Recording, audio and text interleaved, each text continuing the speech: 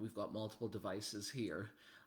Thank you to everyone who has joined me today for State of the Market, April 19th, 2024. For those of you who are new to this, I am a real estate agent in Toronto, Remax Hallmark Realty. I've been selling for the last 19 years, and this is something that we have started a little while ago, just discussing the market in detail. All right. And what I'm going to share today are going to be some conversations about the budget. I'm going to share some conversations. Hi, Sasha. How you doing? I'm going to share some further conversations about the BOC, as well as all the things that we're seeing on the open market right now. Now, bear with me. For everybody on Instagram, thank you very much for joining. I'm just looking at my stream on Facebook Live as well, and I just want to make sure that I'm setting up for conversation. All right, so perfect. Thank you. So I think I've got everything set up now. Okay, so to everybody here, hi Beth, nice to see you. To everybody here, I have a bunch of things to discuss, and none the least of which is the announcements from the federal government, the Minister of Finance, as well as the Prime Minister in the budget this week. So I have a bunch of data points, and then I have my own insights on this particular situation. All right, and the reason why I use the word situation is because, quite frankly, we are in a very strange, polarizing environment. Coming out of the pandemic, we are spending a lot of money as a country, and the big question is, well, how are we going to fund this? And one of the things that's happened is we have announced 58 billion in federal spending over the next 5 years. And the opposition has called this nothing short of a spending orgy. He says it's absolutely insane. And the government in place says if we don't stimulate and if we don't do these things, quite honestly, we're just headed down a bad path. Now, I'm curious. I'd love to hear what a lot of people have to say about this, but I'll share my thoughts. 54 billion is actually record spending. This amount is actually at pandemic levels, and that was a once in a century occurrence. So here's the big question: with the increase in taxation, with the increase in capital gains expenses, with the increase in the carbon tax, we're still running a massive deficit in this year and next year of $24 billion. What does this mean for our kids, guys? What does this mean for the future Canadians who are inheriting the debt of with which we are spending right now? The second thing is there's an argument that this is used to stimulate the economy and address major concerns, none the least of which is housing. And we're going to talk a little bit about housing today, but the reality is most developers and people who are actually trying to fix the housing supply question are faced with very minimal profit margin. I was at an event where I was invited to be the keynote speaker along with Sean Hildebrand from Urbanation, and he's a brilliant, brilliant, brilliant person who's very familiar with the economy in general. And he said right now developers are running at a 9% to 12% margin when you take in the hard costs, soft costs, land costs, and taxation that we are seeing to build homes. So, unfortunately, I do believe that the tax situation that we're dealing with right now is extremely short sighted. You see, if you take a look at places like the US, and believe me, the US has their share of headaches, but generally speaking, they create opportunity for people to build at a margin, for people to create supply, drive housing supply, and create commerce. This is an opportunity for jobs, this is an opportunity for housing supply, and this is an opportunity for businesses to thrive. So when you take away those opportunities and when you take away that margin, quite unfortunately, we see land lock. We see supply locked up. And if we have supply locked up, that's not going to help the housing crisis that we are in right now. If anybody has a thought or a comment on that, what I just said, please let me know. I'm certainly aware that a lot of people are struggling right now to keep up with the cost of housing, and people are also struggling right now to keep up with the cost to purchase and carry a house. Here's the reality: if we don't increase the supply and we don't incentivize those who are in the business of increasing the supply, nothing that the government does is actually going to solve this problem. The government can merely throw money at it that they're collecting from us in the first place. And unfortunately, they're doing it with bureaucracy and inefficiency. So, for example, the carbon tax rebate that we'll be getting upon filing taxes in 2024 is more tax. So, yes, there's a rebate, but this is not the way to get out of this crisis, guys. And certainly, I understand the opposing view on this. I just firmly oppose it and disagree with it. So, I have a couple other things that I want to talk about from data points and then offer some insights. The next data point that I want to talk about is specific to the condo community. And again, Sean, a brilliant voice from Urbanation, he said something really interesting. I see Sahil here, and I know he'll get this. The average price per square foot on a new construction property is in fact $1,403 average across the GTA. And the average resale for the same type of property, same property class, is $850. So we have 1,403 and then we have 850. The gross difference there is actually not driven by demand. It is simply driven by cost. So I want everybody to understand this.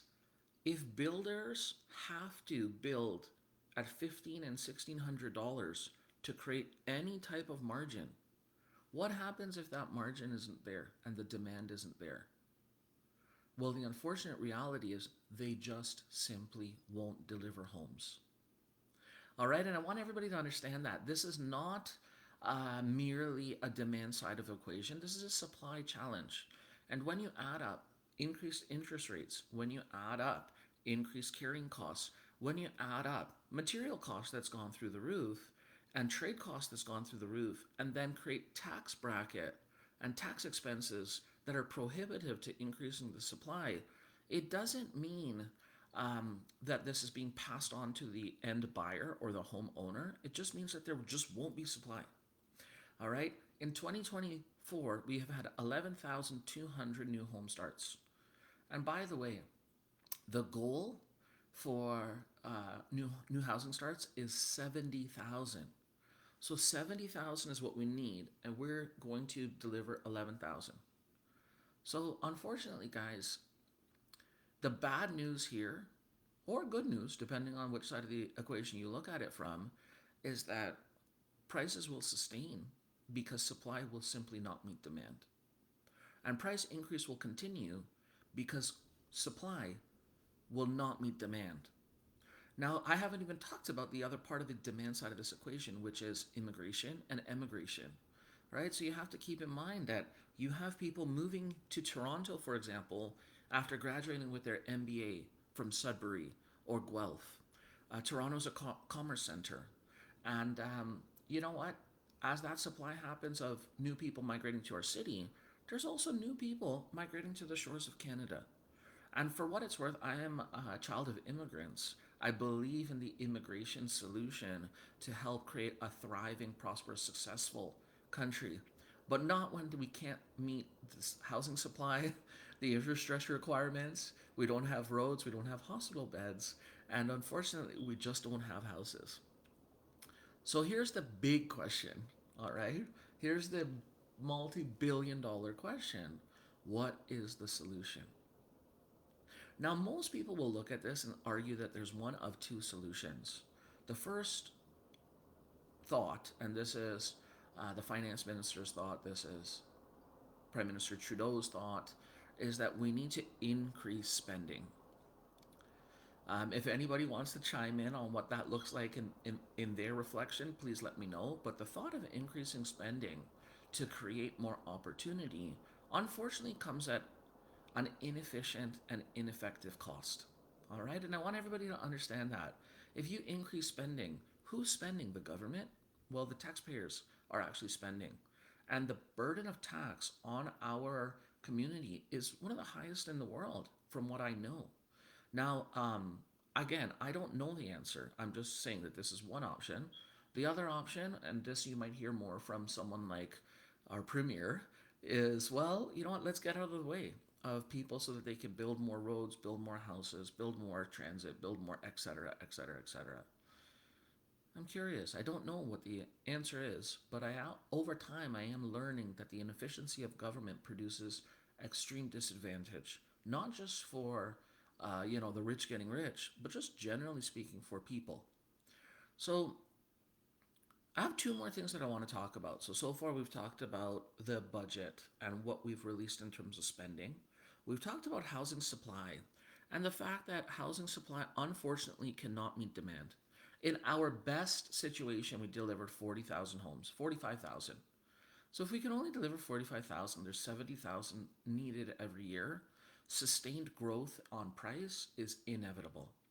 And by the way, as I mentioned, if developers need to make a margin and they're not seeing the viability of a development, they just simply will lock supply, which unfortunately drives price further up. So we talked about this, and then we talked about the condo disparity between resale and new construction. And we're also talking about, well, what's the solution? Because I believe in solution based conversations. And quite honestly, I disagree with the tax and spend solution that's being promoted. And actually, like a whole press tour around this budget. I think it's absolutely silly. All right. So I have two more things to talk about, and then we're going to talk about the front line as well. A lot of people have been reaching out to me this year after being adjusted to the cost of living for actual housing need. Okay? And I want to explain what that means. People are actually moving this year. Last year, most of the listings that we carried were because of inevitable necessity. What I mean by that, hey Stu, what I mean by that is there was necessity to move. People were saying, Rav, you know what? My father lost his fight with cancer. We want to sell the house on Morningside. People were saying, Rav, my partner and I were no longer meeting eye to eye. We've decided to dissolve our assets and sell. But this year, we are seeing people say, hey, you know what? We want to get a bigger house. We are seeing that move up buyer go from a condo to a house, go from a townhouse to a single family more than we saw last year. And for what it's worth, I believe that's because of adjustment to the overall cost of housing. I believe it's also adjustment to consumer confidence. So here's the two questions that I get asked the most. If we're doing this, should we buy first or should we sell first? And if you are moving up, my advice is sell your house first. Okay, I just went through someone who really loved this four-bedroom home, and we got it right around his birthday.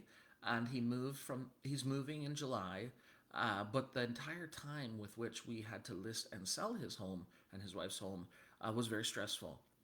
And we were able to come out of it unscathed and we were able to get a great number. But my honest advice is sell first right now, with the exception being freehold in the urban walkable communities of the downtown core and what I call downtown east, downtown west, and midtown. If you're in those areas, inventory is so tight that you need to find what you're looking for before you put your house on the market. Now, the second question is, when should we do this?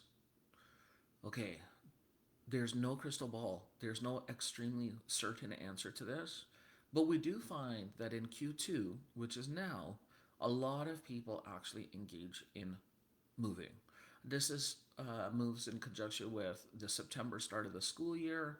And I do think that if you are thinking about a move, now in fact is probably one of the best times to actually have a conversation with your real estate agent. Now, this is the first of these two stories that I wanted to talk about. Consumer confidence, from what we can tell, seems to be inching back, although the government seems to be, throwing water on that flame. And overall, people have adjusted to the idea that, look, things cost more. If we want to make a move, should we or should we not? And if so, should we buy first or sell first? That's perfect. But the second thing that I want to share, and this relates to the cap gains conversation that we're going to have, the second thing that I want to share is the investor community has realized that we may have seen a bottom and we are now starting to climb back into purchasing investment real estate. Now, I want to make a big distinction between the idea of speculative investing or speculative real estate flipping and the idea of investment real estate. For me, 5 year minimum, but ideally 10 to 15 year horizon or longer is the time that you should be looking at for investment real estate. And those sophisticated real estate investors, those who are buying and refinancing, those who are adding value to their real estate along the way, those who are buying something and then actually holding it for a prolonged period of time, they're calling me and they're saying, is now the time? Have we hit the bottom? What do you see over the next 2 years, 5 years, 10 years? And I'm very bullish on price overall, and I never overestimate. I believe that a sustained principal pay down and equity growth of 5% a year is a conservative number. And if you're leveraged at 20% on 100% or 80% is loaned, you're going to see a cash on cash double within 5 years. Now, of course, that's a very, very, very, dumbed down version of this conversation. But the thought is, with real estate, you're purchasing a leveraged asset where you service the debt with a tenant and you pay your mortgage down. In 20 years, if you do that 4 times, you're going to be in an infinitely wealthier position for yourself and for your family. Now, this is a self serving statement. I realize that, but I practice what I preach. And over the last 10 years, I've slowly done a little bit here and there. And over the next 10 years, I intend to do more. That is actually a segue to the last thing that I want to talk about today. Hey, Talib, long time no see. One of my high school friends just hopped on my IG live here. But this is a segue to the last thing that I want to talk about today. Real estate as a wealth instrument is probably one of the most freedom serving opportunities.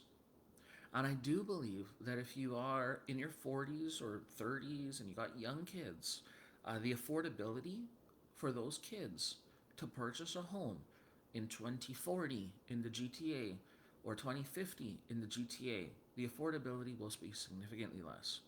The barrier to entry will be significantly less. And despite, my hope for something more utopian, the reality is we just won't see it. Wealth, unfortunately, will be hoarded, and those who don't take calculated risk will be on the other side of the home ownership equation, and it will get harder year after year. Guys, when I was just telling a client today, when we bought the house on my street, we bought it for in the 400,000s, and today they're all seven-figure homes, right? Like, it's just not feasible for people to continue buying into that space forever. All right, prices will outpace wages uh, as long as this continues to go, and there's just no solution. So here's the question: what do you do? Well, it's not easy, but you get on the property ladder, and as you establish yourself, find ways to leverage that opportunity. Um, I'll end off with saying this: every year we have an event. This event is geared towards real estate wealth, and we're talking about homeowners who are looking to move, but we're also talking about families who are looking to build wealth through real estate. That event is going to come up in May, and I would love to see a full house. For the first time, it will be a brunch and learn, and it happens to be at a restaurant that I have an equity stakehold in. It's called Silent H.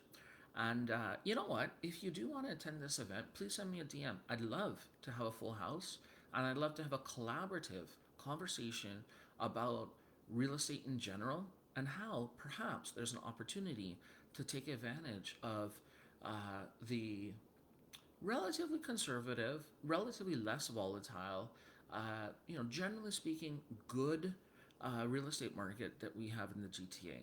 For us to operate in a 2 to 3 month inventory, and yes, Stu, it's a good place. For us to operate in a low inventory environment where prices are sustaining 4% to 5% over the next 40 years, by the way, it was more than that over the last 40 years. But let's just say 4 to 5%. It's not sexy. It's not Bitcoin. It's not crypto. It's not IPO stock. But it is the best way I understand how to change your future. So please, if you want, stay abreast of this feed, social media. We will be promoting that event after we circulate it to our database as well. Guys, I feel that the next year and a half will be bumpy, but I do believe in sustained growth. I believe in over the next 40 years, we will see eroded affordability. And I'm not saying this from an alarmist perspective, but just saying this as a concerned father for my kids as they become adults. What will they be able to buy? I do also think that we will sustain an issue called the missing middle. I think that real estate, generally speaking, will be high density or subdivision. I don't see a solution proposed by anyone in our city as yet for better walkable urban communities. I believe that it will be harder to move from being a tenant to a homeowner every year, but we do have roadmaps for that. And the first roadmap is while you're staying at home, co purchase with other people to just start equity. We saw that with Justin and Sabrina on my team. If that's not an opportunity, save and take advantage of the government incentives. And for us, we're very passionate about taking our young families and coaching them through ways to create a legacy wealth as they build equity in their first home, just seeing how number two or number three can come into their fold over the span of their life. Or for those who like to do a little bit more, further develop that portfolio. I do believe in my city. I think despite mismanagement at a municipal level and a federal level, and probably a provincial level too, we are a cosmopolitan, inclusionary, safe, relatively, uh, conservatively banking, community of people who want to see growth. We embrace, a lot of the positive things that we need for a global capital, for a regional center, and ideally a commerce center. We are facing some deterrent um, that is probably going to be a continued issue. But hopefully we can, ride that wave and as the pendulum swings, get back on track. When I say that, what I mean is when companies like Google and Shopify get scared away on Hollywood North, et cetera, we have to incentivize them to come back. And I hope we do. Um, but I believe in my city. I think it's a fantastic place, and I think it will continue to grow. When I travel and I tell people I'm from Toronto, they are so excited now when they hear that because we have arrived on the global platform, and I do think we will continue to attract. The last thing I want to talk to you about is the idea of capital gains being taxed at 66% after the date of June 25th. And a couple of people were saying, Rav, like, are you going to like see a bunch of multi-units get dumped onto the market? The absolute opposite will happen. Unfortunately, people who are happy with the cash flow and not in need of the exit simply will hold on to their property. So again, the supply side gets shrunken. All right, guys, please look out for marketing about our real estate wealth brunch and learn. And as always, you can follow me at Ravi Singh Remax across all platforms. We'll probably do this again sometime at the end of Q2. If you are thinking about selling, if you are thinking about buying, we would love to have a conversation with you. It's very moving to be trusted by so many people in the real estate world, and we appreciate our clients more than we can possibly articulate. As always, just send me a DM if you have more questions, and thanks for tuning in.